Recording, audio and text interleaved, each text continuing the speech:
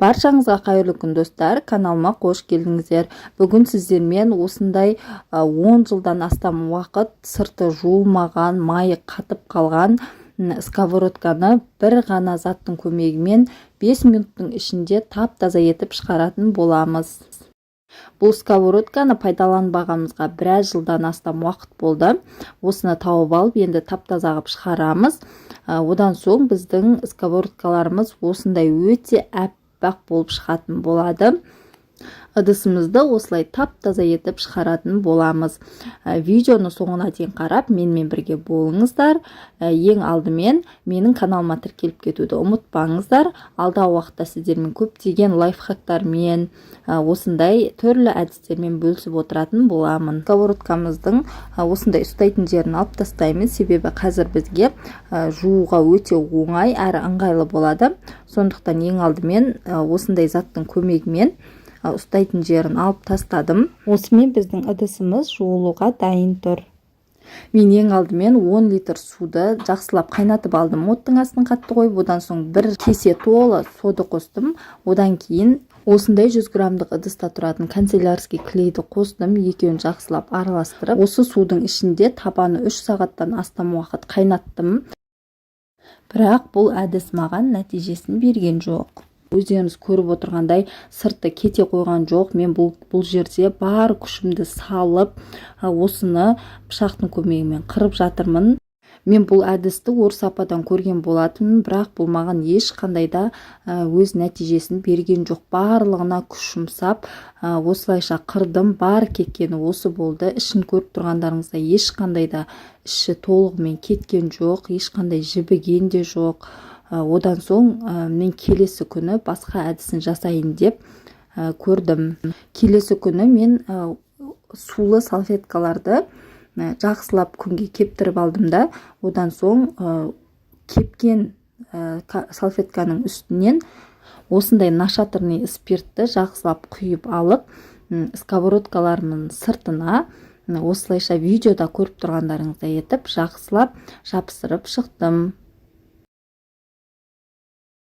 Бұл нашатырный спиртті кез келген аптекада сатады. Небәрі бағасы 150-200 ғана теңге тұрады. Мен бұл жерден нашатырный спирттің барлығын осылайша құйып, жан-жағына салфеткаларымды жабыстырып шықтым.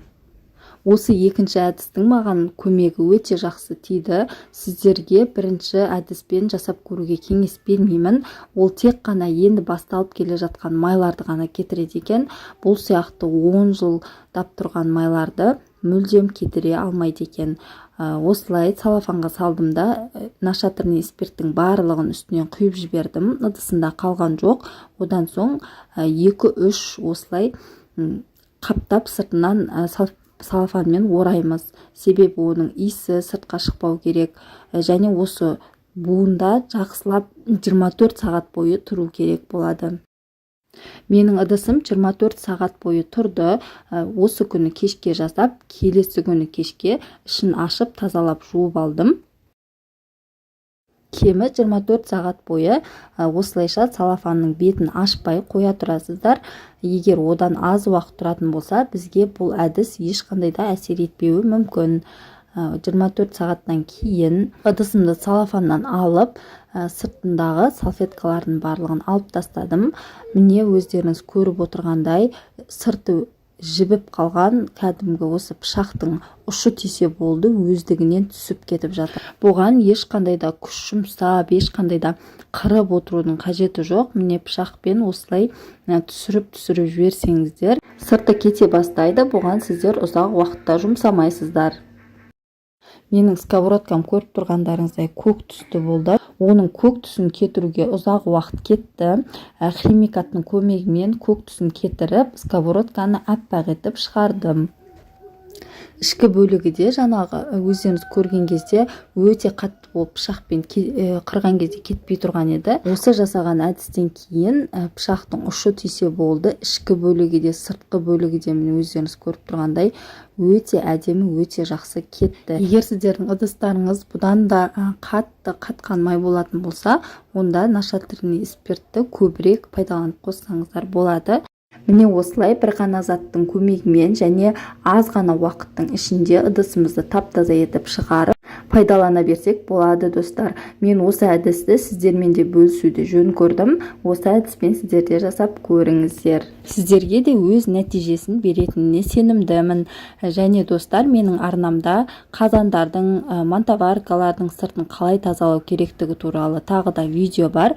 Оны осы экранның үстін басып көре аласыздар. Видеоны соңына дейін қарап, менімен бірге болғандарыңыз үшін рахмет. Егер сіздерге видео ұнаған болса, каналыма тіркеліп кетуді ұмытпаңыз. Алдағы уақытта сіздермен көптеген осындай пайдалы ақпараттармен бөлісіп отыратын боламын.